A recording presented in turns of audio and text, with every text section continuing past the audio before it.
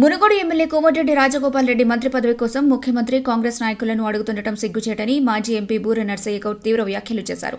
Choutuppal municipality కేంద్రంలో BJP మండల party కార్యాలయాన్ని రాష్ట్ర ఉపాధ్యక్షులు గంగిడి మనోహర్ రెడ్డి, మాజీ ఎంపీ బూర నర్సయ్య గౌడ్ కలిసి ప్రారంభించారు. ఈ సందర్భంగా బూర నర్సయ్య గౌడ్ మాట్లాడుతూ, నల్గొండ జిల్లా అంటే పోరాటాల కిల్లా, అలాంటి జిల్లాకు చెందిన ఎమ్మెల్యే కోమటిరెడ్డి మంత్రి పదవి కోసం అడగడం పరువు తీసే విషయమని మండిపడ్డారు. అలాగే బీజేపీ ఎంపీలు దొంగ ఓట్లతో గెలిచారని కాంగ్రెస్ విమర్శించడం తగదని, నిజంగా ధైర్యం ఉంటే ప్రభుత్వం రాజీనామా చేసి మళ్లీ ఎన్నికలకు రావాలని సవాల్ విసిరారు. ప్రత్యేకించి స్థానిక ఎమ్మెల్యే గారిని నేను డిమాండ్ చేస్తున్నా, మీరు మంత్రి పదవిని అడుక్కొని నల్గొండ పరువు తీస్తున్నారు, పౌరుషాన్ని తీస్తున్నారు. నల్గొండ జిల్లా అంటేనే ఉద్యమాల కిల్లా, నల్గొండ జిల్లా అంటే ఉద్యమాల కిల్లా.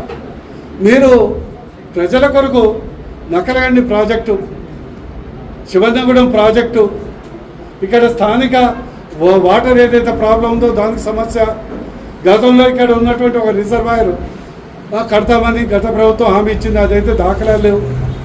ఇక్కడ డిగ్రీ కాలేజు లేదా ఇక్కడ విద్యా సంస్థలు లేకుంటే 100 బెడెడ్ హాస్పిటలు, వాటి గురించి కొట్టాలా కానీ ఏదో ఎట్లా ఉందంటే ఊపర్ శర్వాని అందరు పరిశాని అన్నట్లు స్థానిక ఎమ్మెల్యే గారు వారి మంత్రి పదవి కొరకు కాంగ్రెస్ పార్టీ నాయకుల్ని, ముఖ్యమంత్రులను అడుక్కోవటం చూస్తే మాకే బీజేపీ పార్టీ నాయకులుగా నల్గొండ జిల్లా వాసులుగా సిక్కేస్తుంది.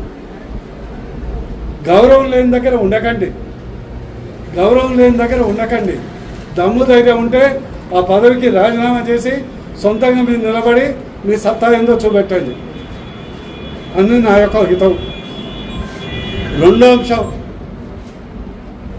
ఈరోజు రాహుల్ గాంధీతో పాటు కాంగ్రెస్ నాయకులకు పిచ్చి పీకేలోకి పోయిందనుకో. భస్మాస్పర హస్తంలాగా రాహుల్ గాంధీ తన పార్టీని మొత్తం భస్మం చేయడానికి ఈరోజు కొత్త నిదానం, భారతదేశ రాజకీయ వ్యవస్థ మీద దెబ్బ కొట్టడానికి ఓట్ చోరీ అని ఒక బీహార్లో మొదలుపెట్టింది. ఈ తుగ్లకు ఇక్కడ ఉన్నటువంటి కాంగ్రెస్ నాయకులకు కనీసం మొకాళ్ళనన్నా బ్రెయిన్ ఉందో లేదో. మన ఒక ఆయన పెద్ద నాయకుడు అంటాడు, ఇక్కడ ఓటు చోరీ దొంగ ఓట్ల వల్ల 8 మంది ఎంపీలు గెలిచిందట. మరి అదే దొంగ ఓట్ల వల్ల నీ ప్రభుత్వం వచ్చింది కదా, కాంగ్రెస్ ప్రభుత్వం దొంగ ఓట్ల వచ్చింది కదా.